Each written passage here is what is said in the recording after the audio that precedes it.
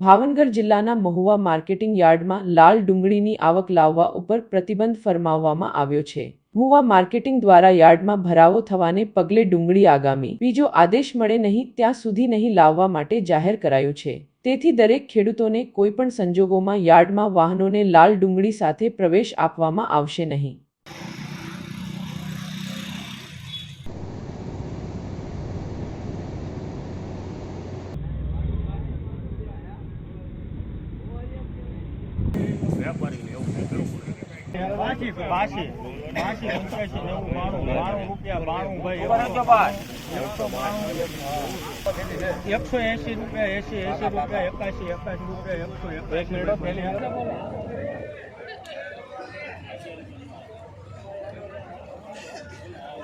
વરસાદને કારણે હરી ગયેલી છે